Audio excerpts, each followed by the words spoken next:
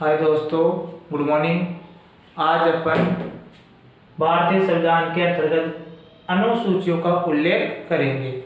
पिछली क्लास में अपन ने देखा कि संविधान सभा का गठन किस प्रकार हुआ, संविधान सभा की कार्य प्रणाली क्या रही, संविधान सभा ने कौन कौन से कार्य किए। आज अपन संविधान की अनुसूचियों के बारे में उल्लेख करेंगे। जब भारतीय संविधान का निर्माण हुआ तब केवल 8 अनुसूचियां थी, जबकि वर्तमान में कुल 12 अनुसूचियां हो चुकी है। प्रथम अनुसूची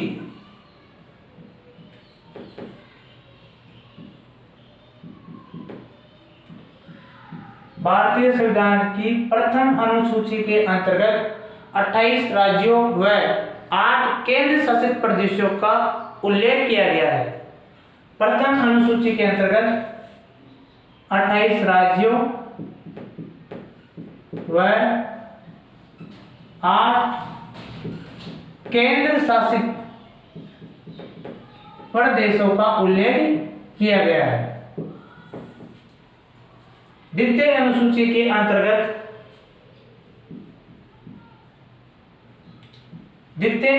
के अंतर्गत भारत के प्रमुख पदाधिकारियों के वेतन भत्तों का उल्लेख किया गया है। द्वितीय अनुसूची के अंतर्गत भारत के प्रमुख पदाधिकारियों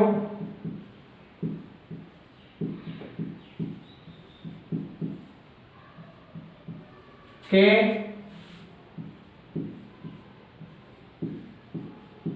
वेतन भत्तों का उल्लेख किया गया है।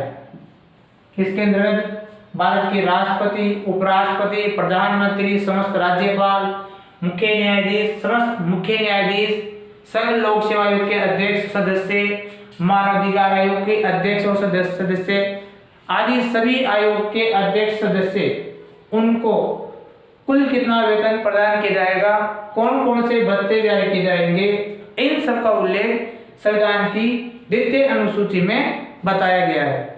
भारतीय संविधान की तृतीय अनुसूची में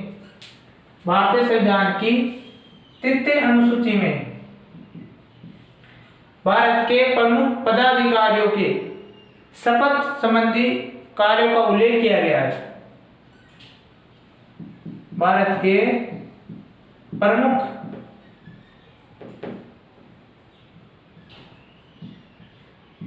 पदाधिकारियों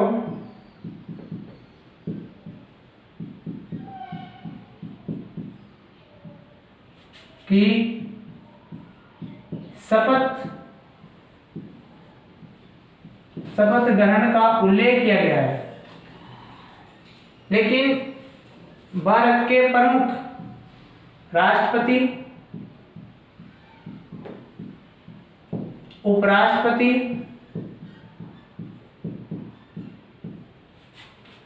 सभी राज्यपाल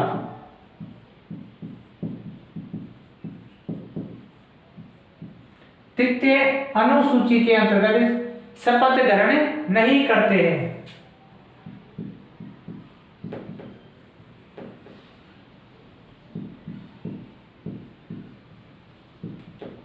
भारत के राष्ट्रपति, उपराष्ट्रपति व सभी राज्यपाल संविधान की तृतीय अनुसूची के अंतर्गत शपथ नहीं लेते हैं। इनके अलावा जितने भी पदाधिकारी हैं वे सब तृतीय अनुसूची के अंतर्गत शपथ ग्रहण करते हैं।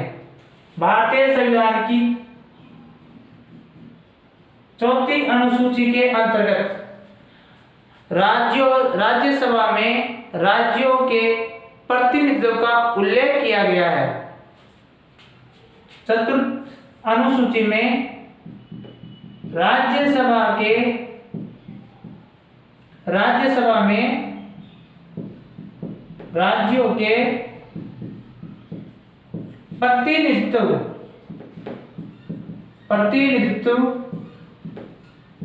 का उल्लेख किया गया है। अर्थात राज्यसभा में कौन से राज्य से कुल कितनी सीटें होगी, इसका उल्लेख संविधान की 4वीं अनुसूची में किया गया है।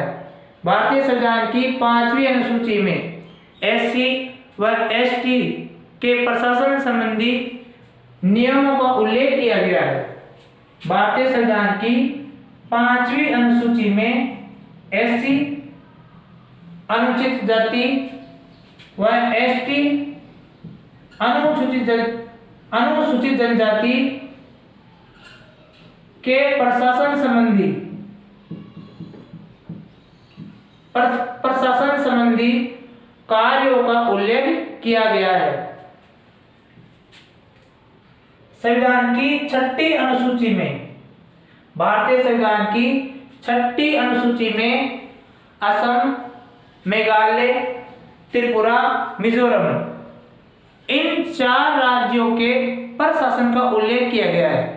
ये 4 राज्य जनजातीय क्षेत्र है, इसीलिए इनको विशेष अधिकार व प्रावधान किए गए हैं। संविधान की 6ठी अनुसूची के अंतर्गत असम, मेघालय, त्रिपुरा, मिजोरम इन चारों राज्यों को विशेष अधिकार प्रदान किए गए। संविधान की 6ठी अनुसूची के अंतर्गत असम, मेघालय, त्रिपुरा व मिजोरम इन चारों जनजातीय क्षेत्रों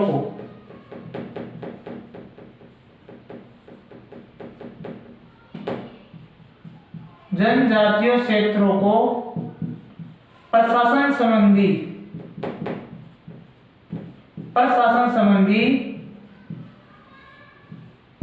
विशेष अधिकार प्रदान किए गए हैं। संविधान की 6ठी अनुसूची के अंतर्गत असम, मेघालय, त्रिपुरा, मिजोरम इन 4 जनजातीय क्षेत्रों को प्रशासन संबंधी विशेष अधिकार प्रदान किए गए हैं। नेक्स्ट 7वीं अनुसूची के अंतर्गत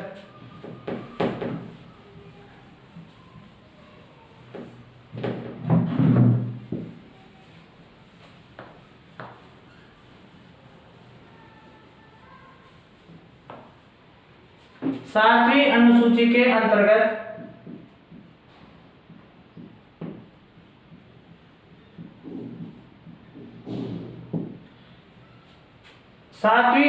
के अंतर्गत शासन व्यवस्था को व सरकार की समस्त शक्तियों को 3 भागों में बांटा गया है। अर्थात 7वीं अनुसूची के अंतर्गत विषयों को, शक्तियों को 3 भागों में बांटा गया है। नंबर 1 सम सूची, नंबर 2 राज्य सूची, नंबर 3 संबंधी सूची। 7वीं अनुसूची के अंतर्गत शक्तियों का बंटवारा किया गया है।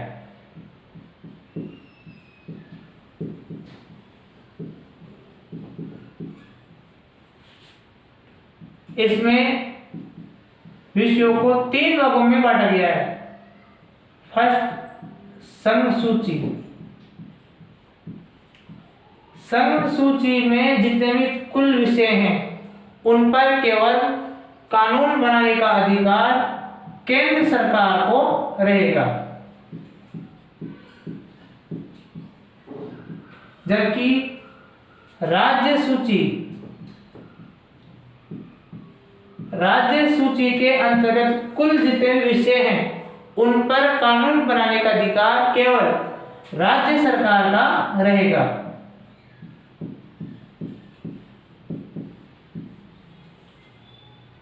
समवर्ती सूची, तीसरी अनुसूची है समवर्ती सूची। इसके अंतर्गत कुल जितने भी विषय हैं उन पर केंद्र सरकार और राज्य सरकार दोनों कानून बना सकती है।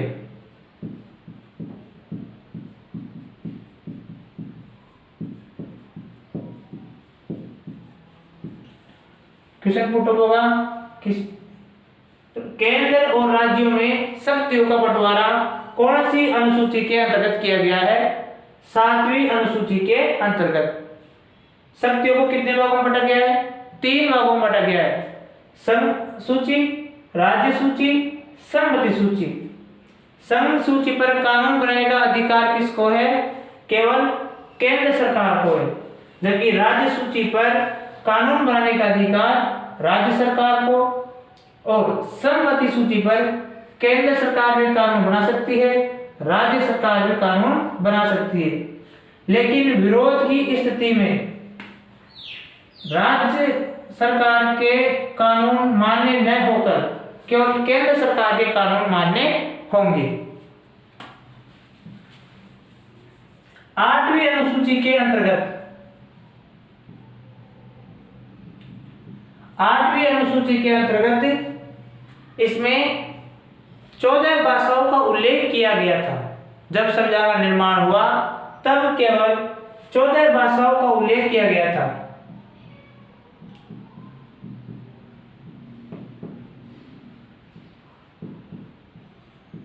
लेकिन वर्तमान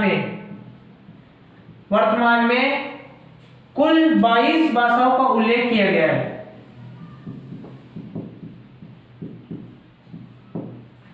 8वीं अनुसूची में कुल 14 भाषाओं का उल्लेख किया गया था। वर्तमान में कुल 22 भाषाओं को मान्यता प्रदान की गई है। इसमें राजस्थानी भाषा को अभी तक मान्यता प्रदान नहीं किया गया है।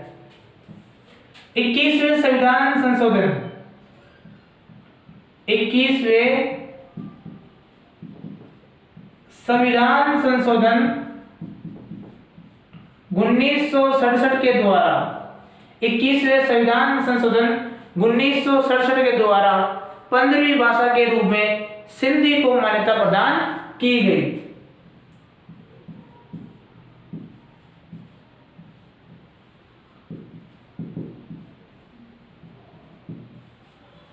इक्कीसवें संविधान संशोधन 1967 के द्वारा सिंधी भाषा को 15वीं भाषा के रूप में मान्यता प्रदान की गई, जबकि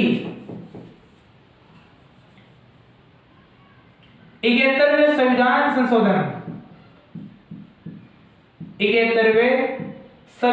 संशोधन 1992 में कोंकणी, मणिपुरी व नेपाली 71वें संविधान संशोधन 1992 के अंतर्गत कोंकणी, मणिपुरी, नेपाली इन 3 भाषाओं को मान्यता प्रदान की गई। 16 नंबर पे होगी कोंकणी, 17 पे मणिपुरी, 18 पे नेपाली। इसके बाद में 92वें संविधान संशोधन 2003 में 92वें संविधान संशोधन 2003 में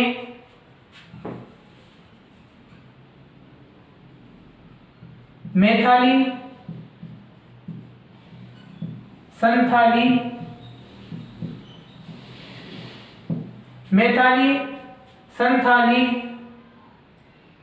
नंबर 5 मैथिली, संथाली, डोगरी व बोटो इन 4 भाषाओं को मान्यता प्रदान की गई। 92वें संविधान संशोधन 2003 के द्वारा मैथिली, संथाली, डोगरी, बोटो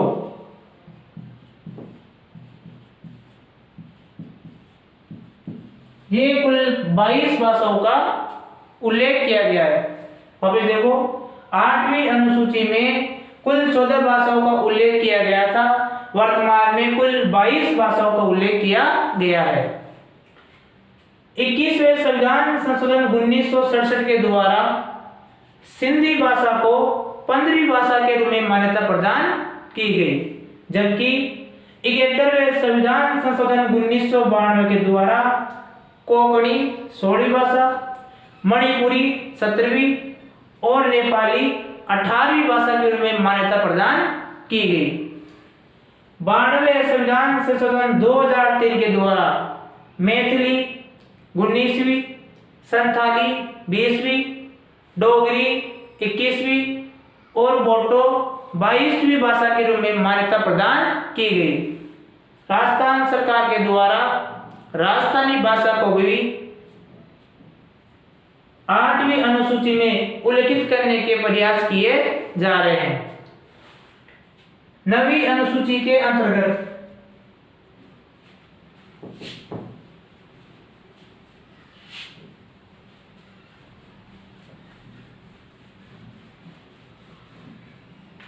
जब संविधान का निर्माण हुआ तब भारत में 8 अनुसूचियों का उल्लेख किया गया था। 9वीं अनुसूची को प्रथम संविधान संशोधन 1951 के अंतर्गत जोड़ा गया। 9वीं अनुसूची को प्रथम संविधान संशोधन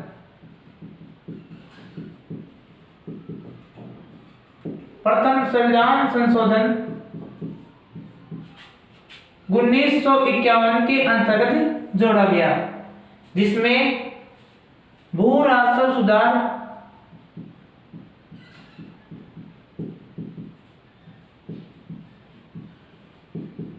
व जमींदारी प्रथा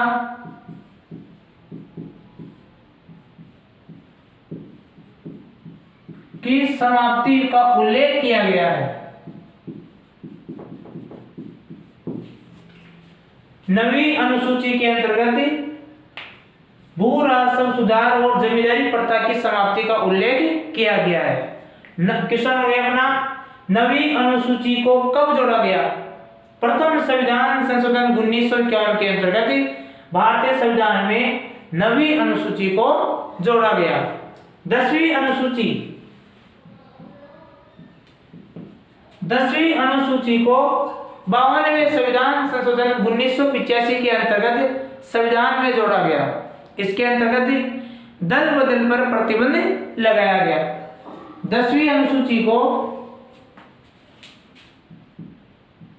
52वें संविधान संशोधन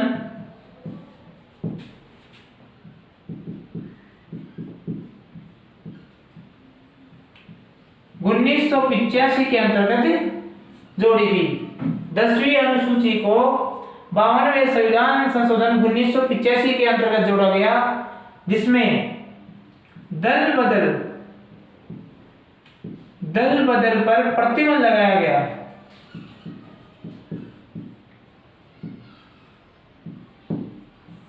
नेक्स्ट सूची अपनी 11वीं अनुसूची। 11वीं अनुसूची को 93वें संविधान संशोधन के द्वारा 11वीं अनुसूची को 73वें संविधान संशोधन 1992 के द्वारा इनको जोड़ा गया। 11वीं अनुसूची को 73वें संविधान संशोधन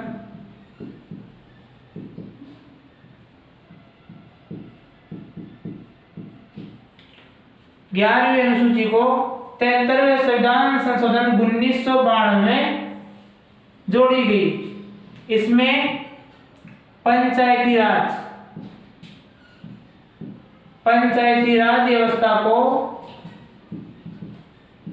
संवैधानिक मान्यता प्रदान की गई।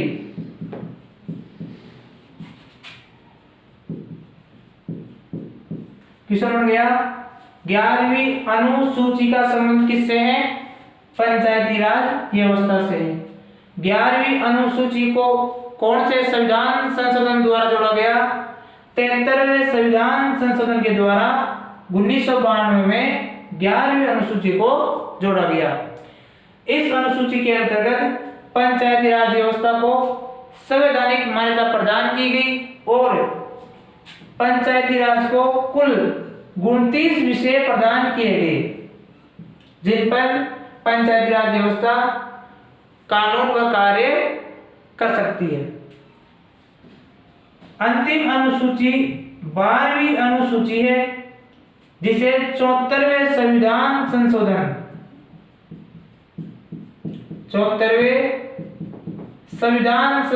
1992 के अंतर्गत जोड़ी गई थी। इसमें नगरीय निकाय को नगरीय निकाय को संवैधानिक मान्यता प्रदान की गई थी। 12वीं अनुसूची को 74वें संविधान संशोधन के द्वारा सन 1992 में जोड़ी गई थी और इस अनुसूची में नगरीय निकाय को संवैधानिक मान्यता प्रदान करते हुए कुल 18 विषय प्रदान किए। यानी नगरीय निकाय कुल कितने विषयों पर कानून बना सकती है? 18 विषयों पर कानून बना सकती है। किसने अपना टोटल हो गया 74वें संविधान संशोधन कब हुआ? 1992। 12वीं अनुसूची का उल्लेख कब किया गया? 74वें संविधान संशोधन 1992 के द्वारा इसको जोड़ा गया। 12वीं अनुसूची में किसका उल्लेख है? 12वीं अनुसूची में नगरीय निकाय का उल्लेख है। यह अपनी कुल टोटल 12 अनुसूचियां थी। Thank you.